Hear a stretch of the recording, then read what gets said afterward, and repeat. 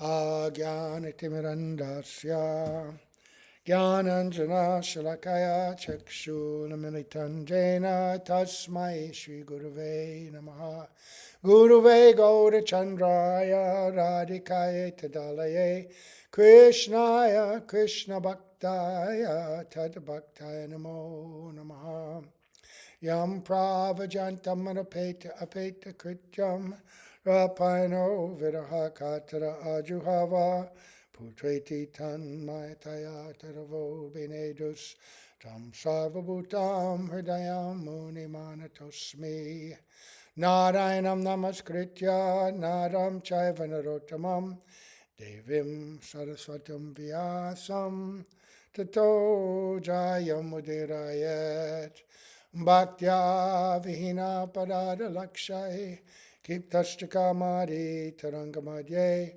Kripa Maitvam Sharanam Prapanna Vrinde Namaste Charanada Vindam Tave Vasmi Najivami Tvayavina Iti Vigyaya Radhe Tvam Nayanam Charanandike Vancha Kalpatarubhascha Kripa Sindhubhya Evacha Patitanam Pavanebhyo Vaishnavebhyo Namo Namaha.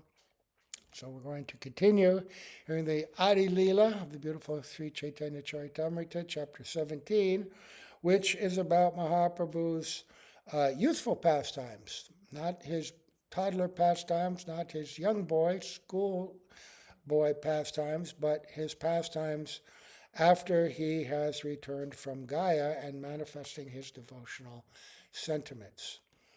And we begin always by offering our most humble obeisance unto the lotus feet of our beloved Gurus, unto Sri Guru Pada Padma Nityalila Pavishta Om Vishnu Parasto Tatsat Sri Simad Abhaya Charanadavinda Bhaktivedanta Swami Maharaj Srila Prabhupada.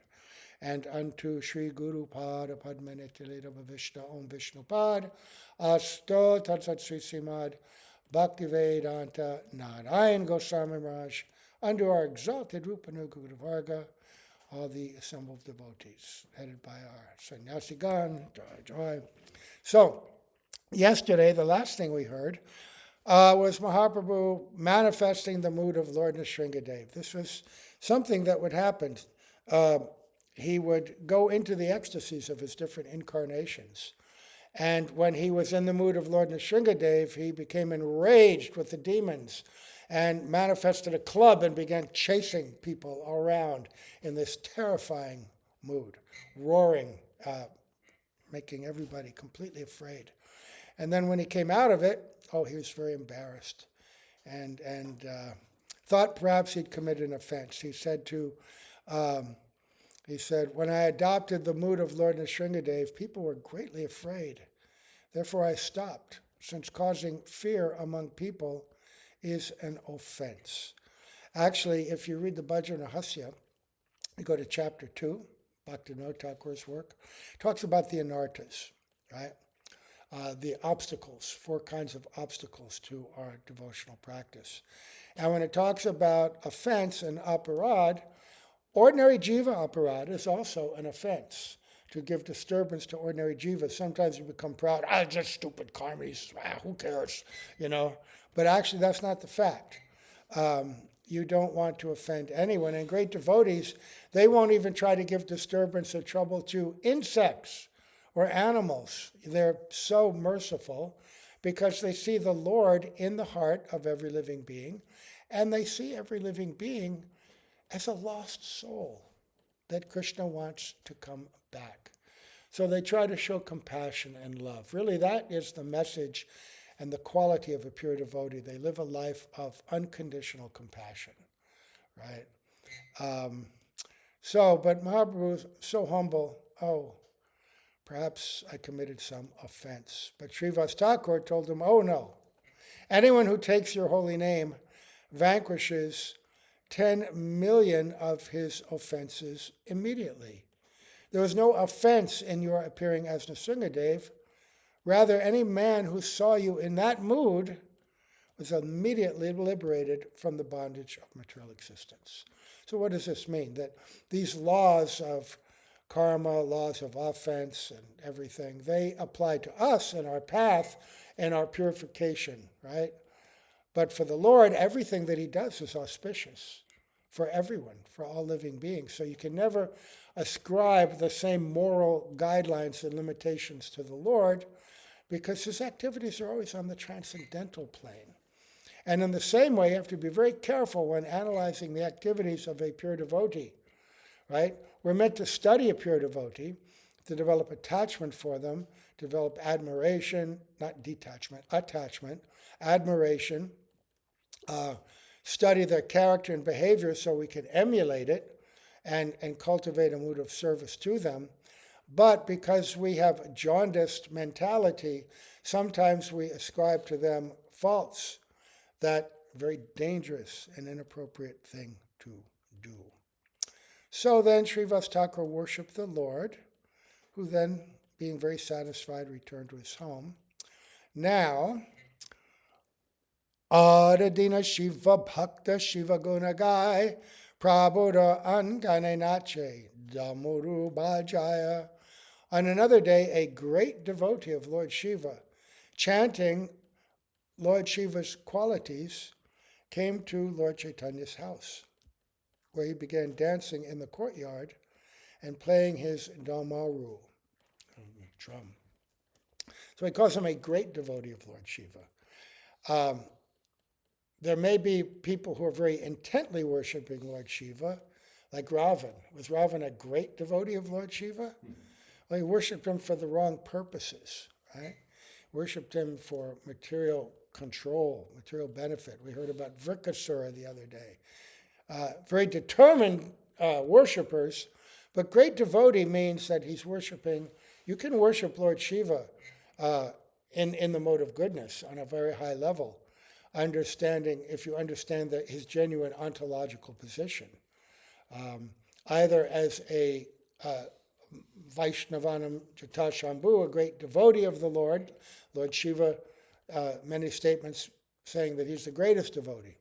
Of course, even though that's stated, well, that's kind of propaganda for people who are attached and worshiping Lord Shiva, because who's really the greatest devotees of the Lord? Is it Lord Shiva, or is it maybe somebody like the gopis? They're by far the greatest devotees. But they're such great devotees, Lord Shiva admired them so wonderfully that he wanted to become a gopi himself, right? That's what we're hearing about the other day. And that Gopishwara Mahadev, which is his actual original form. In any case, this greatly wonderful Brahmana, devotee of Lord Shiva, so he's dancing in front of Lord Chaitanya's house. Then Mahesh Avesha Haila Sachidanandan Tharaskande Charinduritya Kaila Bahushan. Mahesh Avesh. Then Lord Chaitanya, adopting the mood of Lord Shiva, got on the man's shoulders, and thus they danced together for a long time. Srila Prabhupada explains something very nicely. He says, Lord Chaitanya Mahaprabhu adopted the mood of Lord Shiva, for he is Shiva also.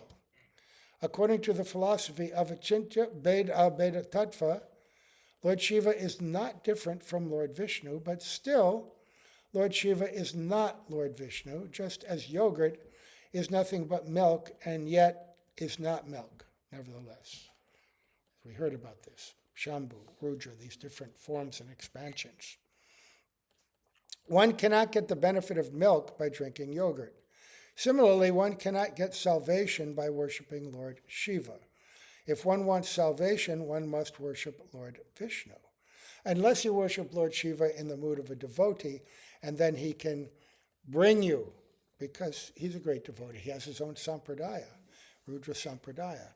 The story in Brihad Bhagavatamrita, when Gopakumar meets this Brahmana had come from Assam, and he had been worshiping Lord Shiva's consort, Parvati. But he didn't know really for what, just general liberation, but he was not an impure or materialistic person. And so she gave him the Gopal mantra and told him to go to Vrindavan. And then along the way, Lord Shiva also gave him instruction and assistance in this.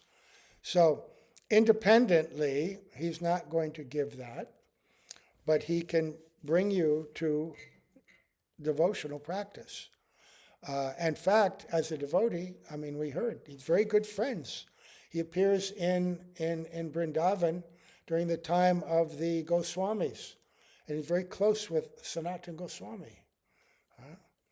And during Krishna's Leela, he had so many pastimes with Sri Krishna.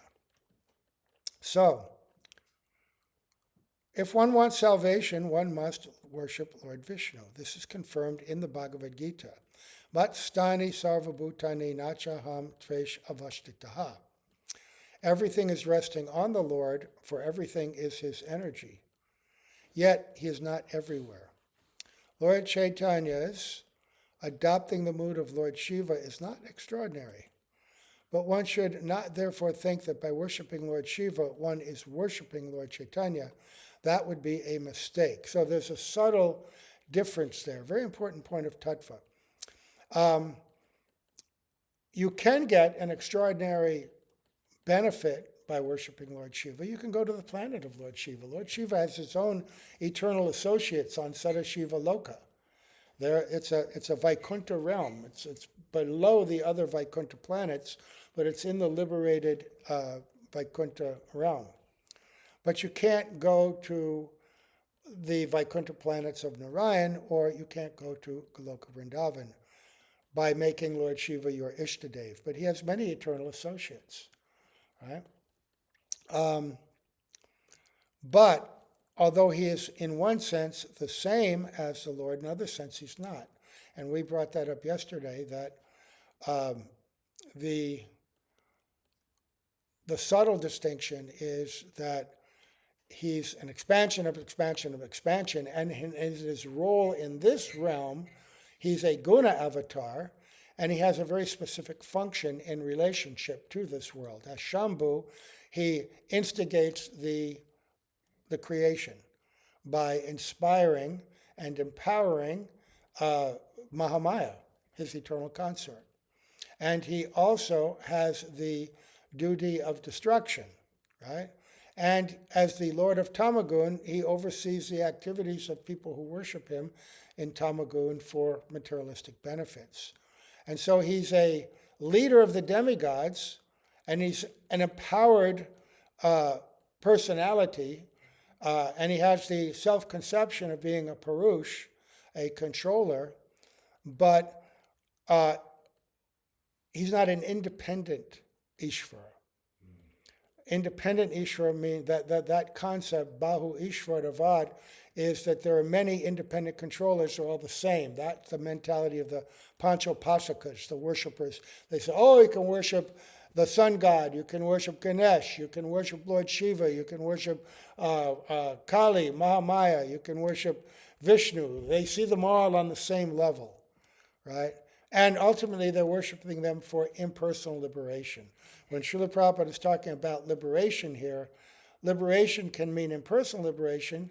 The actual meaning of liberation is freedom from all material misery, suffering, and connection. So, Brahmeti, Paramatmeti, Bhagavaniti, Shabdate. You can worship for impersonal Brahman, right? Merging into the Brahman. You can worship to be able to meditate in mystic trance on the Supersoul within and worship in Shantaras, or you can worship Bhagavan as Lord Narayan in Vaikuntha, or Lord Ram in Ayodhya, Dwarkadish in Dwarka, Mathura, or Krishna in Vrindavan. So it's not the same. They're not the same. So what else happened? On another day, a mendicant came to beg alms from the Lord's house. But when he saw the Lord dancing, he also began to dance. He danced with the Lord because he was favored by love of Krishna. Thus he flowed in the mellows of love of God. When you see a pure devotee dancing, you are also inspired in that same way. because the flow of love of God is coming from their heart. And even for conditioned souls, that can touch and awaken something in your heart. There's a very amazing video, a movie.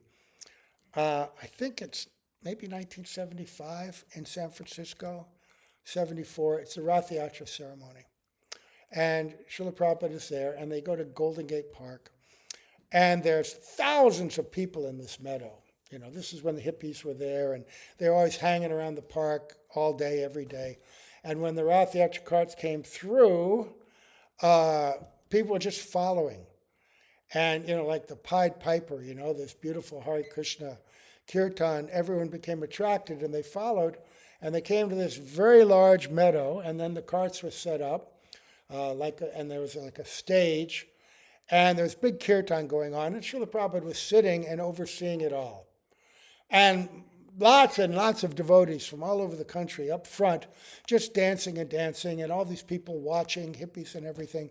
Then Srila Prabhupada was so moved and affected, he gets up and he begins to dance, right? And you see in the film, even though it's just a film, you can see this immediate change in the energy. Because as soon as he raises his arms and begins to dance in this very graceful way, first you see the devotees, and then all of a sudden it's like they're plugged in, supercharged, and they just, and they become maddened seeing Srila Prabhupada dance. And the kirtan, and they're banging drums and jumping up and down, and then it pans out to the audience, and you see all these people, thousands of people, just like the time of Mahaprabhu.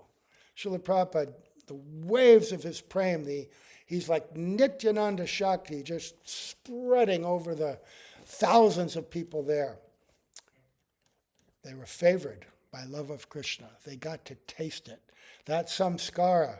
And even in ordinary daily Sankirtan, when you go out on Harinam, people get excited, right? It may be awakening some mundane thing because everybody likes music, everybody likes to dance, and they do it in their own way, but there's a taste there. There's a special awakening. And even for devotees like us who may not be on the level of chanting in Shuddha Nam, I asked Srila Bhaktivedanta Narayan Maharaj about this one time. I said, well, when we go on Harinam, we're not blessed with a pure taste for the holy name.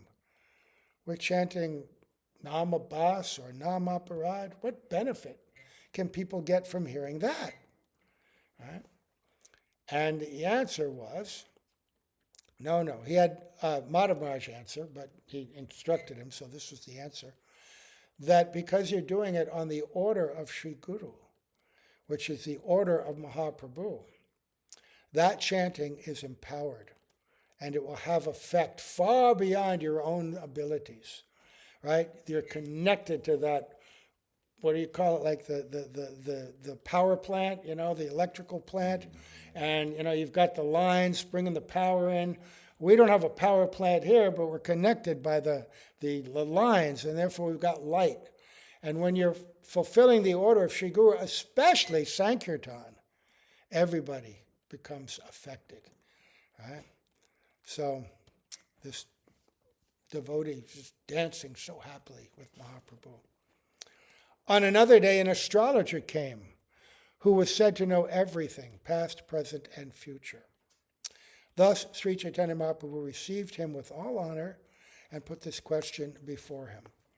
I wanted to bring one thing up, that we're reading these pastimes of Mahaprabhu, right? And in the next many verses, Srila Prabhupada is going to give a lot of background about Vedic culture and, Krishna consciousness and Mahaprabhu himself.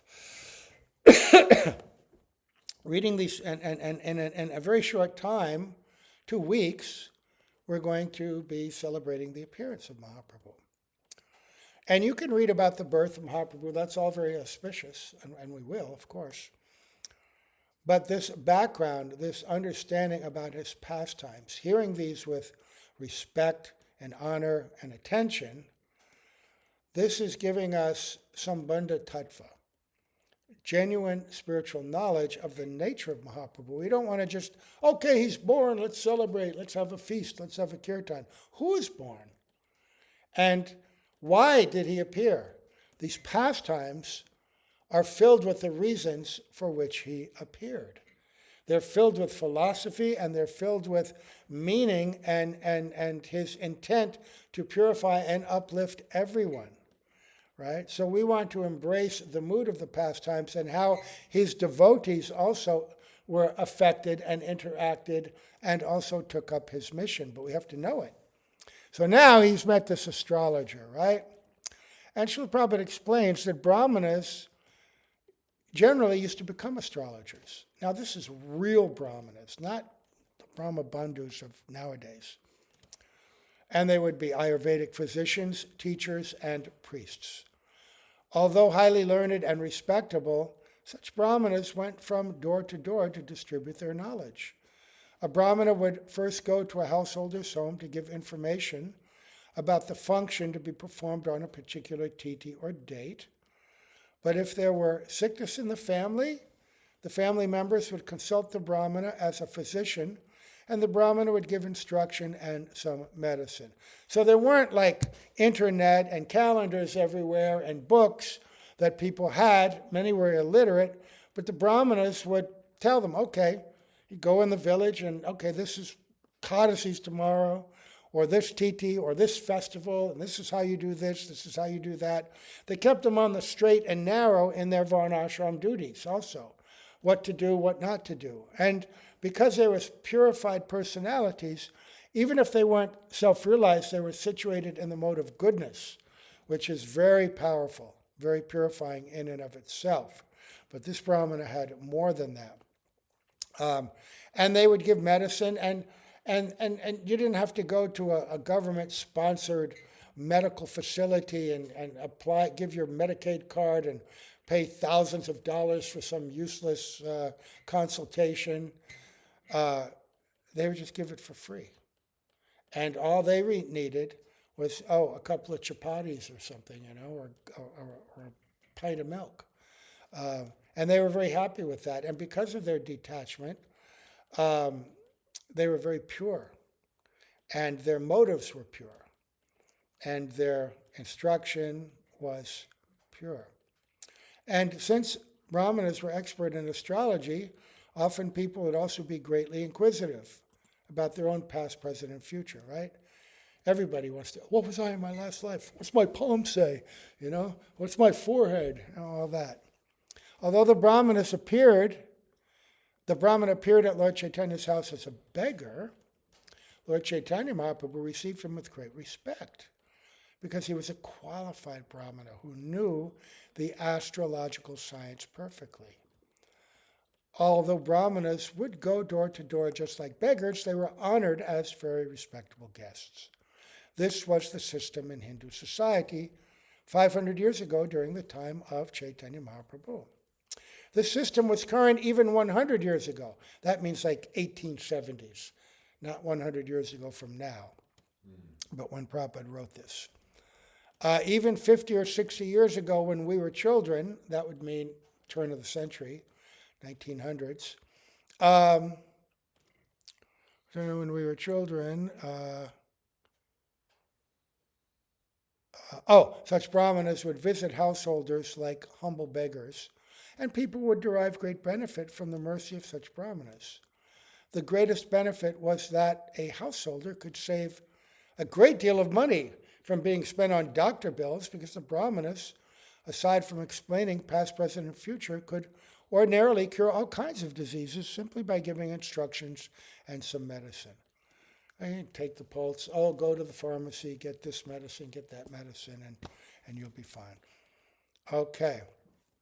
So, thus no one was bereft of a first-class physician, astrologer, and priest. Now, listen to this. He says, therefore, the important members of ISKCON should give careful attention to our Dallas school, where children are being taught Sanskrit and English to become perfect Brahmanas.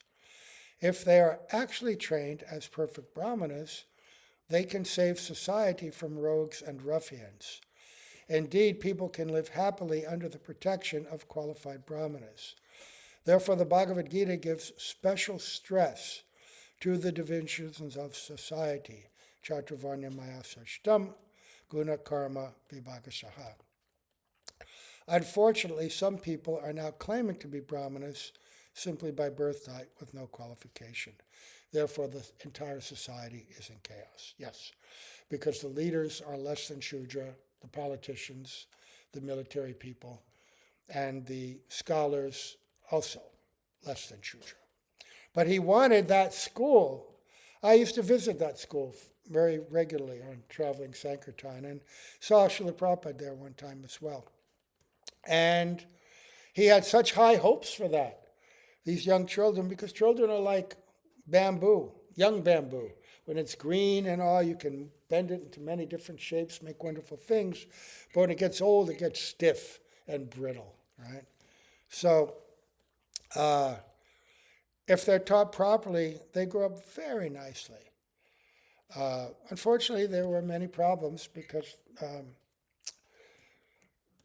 many of the teachers were there for the wrong reasons, right? And they were not so qualified as teachers. You have to have qualified teachers in order to make qualified students. And the emphasis of the leaders should be that these children are our most important asset. They are the future.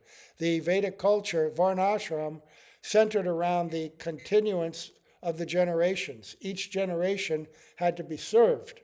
The elder generation was protected in their old age, given facility for their end-of-life cultivation of their spirituality exclusively.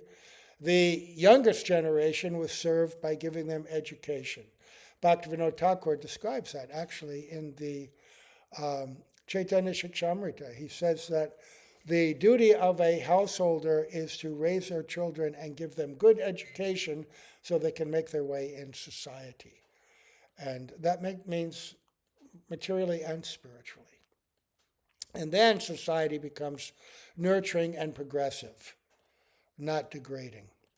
So then Mahaprabhu says, please tell me who I was in my previous birth.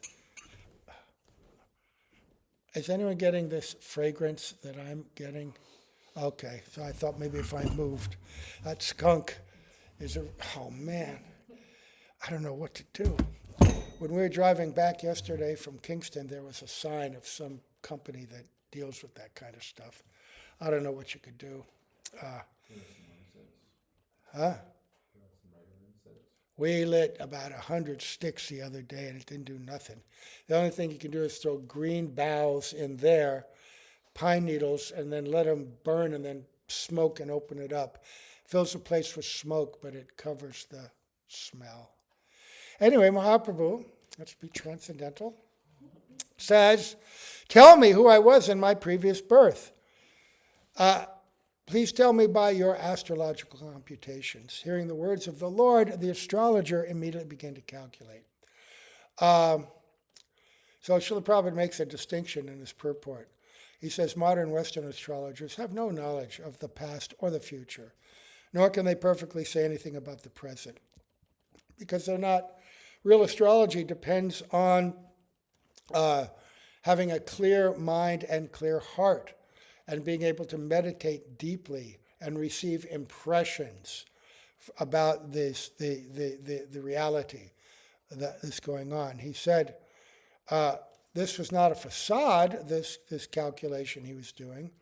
He knew how to ascertain one's past life through astrology. And the Bhrigu Samhita he mentions. Now, there are astrologers in India. Most of them are frauds also. And there are some who are very famous, but they're just like magicians. You know, mind reader magicians. There's a science where they can actually appear to be able to read your mind, write things down and that you're thinking or that you've written down. It's amazing what they can do. And some of these astrologers, I've been told how they do it, I forget, but when you come in, you know, they tell you all this stuff and they tell you about your past lives, they tell you this and that, and everybody's so eager to hear it. And they just collect so much money, but they're frauds. I've heard terrible stories about how some of them were exposed.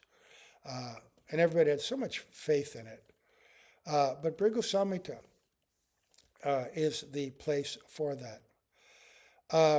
And the Brahmanas at that time, he said, they had command of that knowledge. And they could give it to people. And that would be beneficial if you're using it for your spiritual development, because sometimes we have impediments in our mentality, or some ongoing problem or fear or whatever, and it may trace back to previous karmic activity. Oh, why am I suffering this? Oh, because in a previous life you did this, you were like that, And so the way to overcome that is to perform some prayaschitya, to cancel that sinful activity. Or in the case of offense, to know how to take shelter of the holy name and great devotees and somehow clear that kind of aparad from your heart. So through calculation and meditation, the all-knowing astrologer saw the greatly effulgent body of the Lord, which is the resting place of all the unlimited Vaikuntha planets. Right? So Srila Prabhupada explains that Vaikuntha realm, quotes Bhagavad Gita, Parastas matubhavonyo vyakto vyaktat sanatana yaksar sarveshu bhuteshu nashyatsu na vinashyati. Yet there is another unmanifest nature, which is eternal and is transcendental to this manifested and unmanifested matter. It is supreme and it is never annihilated. When all the world is annihilated, that part remains as it is. That's Bhagavad Gita, 8th chapter, 20th verse. And Krishna is saying, this is not all in all. There's another that you cannot detect with material senses. This is the limitation of material science. They don't have access because they don't have the tools. You can get microscopes, you can get telescopes, you can get giant space telescopes, but they're just extensions of the material senses. They can't pierce the material covering, right?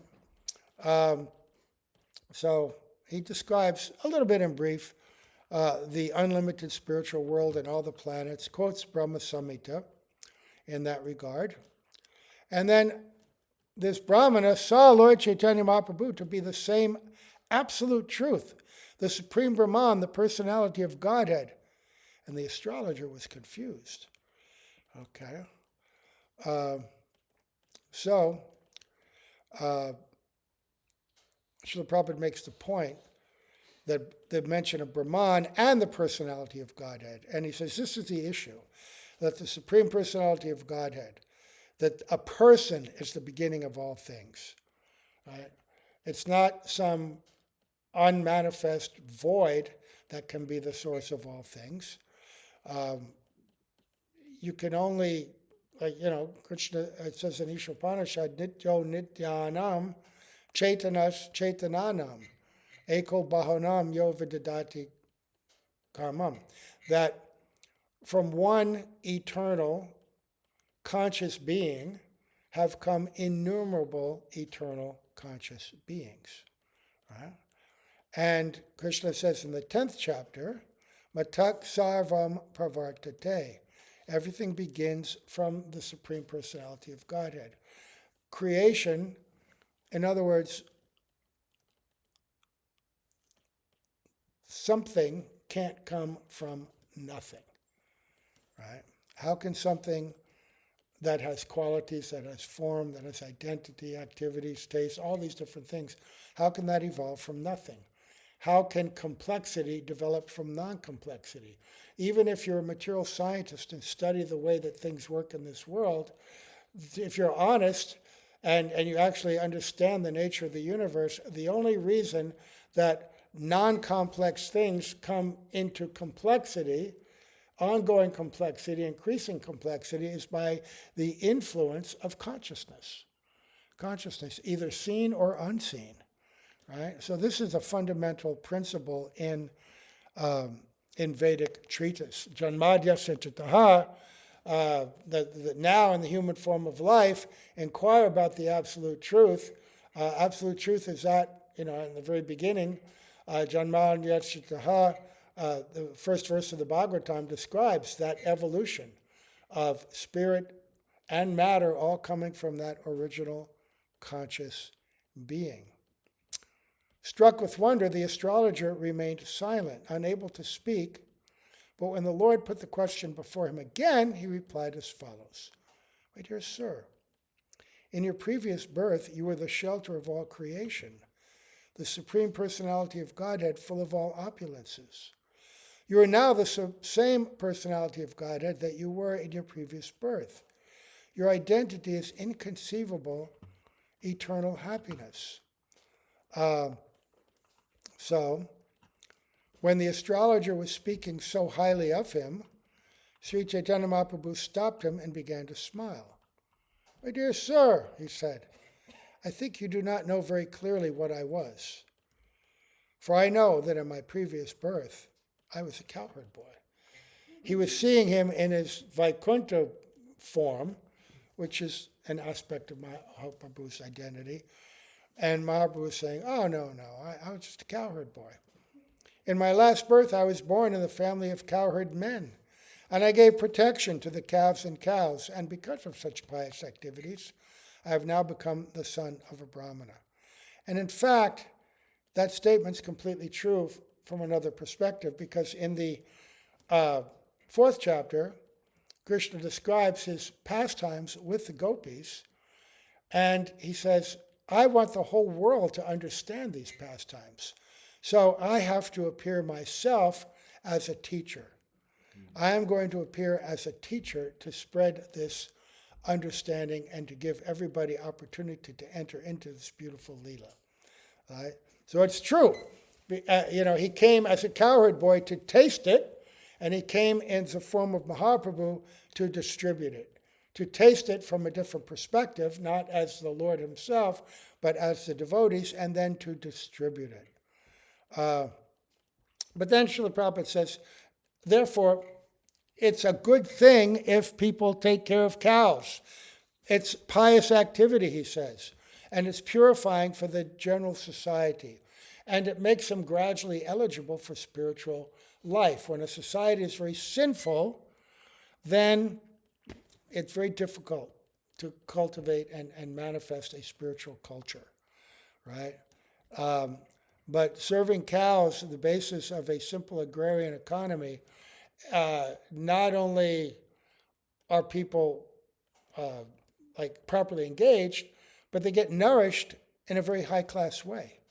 Pure, high-quality milk is, Srila Prabhupada always said, it's important for developing the brain and refined brain so that you can actually understand subtle philosophical subject matter, right? But people that just grow up eating meat and drinking Coca-Cola, right, their brain is rotted and they have no inclination, no capacity for this. It's very difficult. So he wanted prasadam distribution, purify the brain, and he wanted this kind of agrarian culture to be set as an example.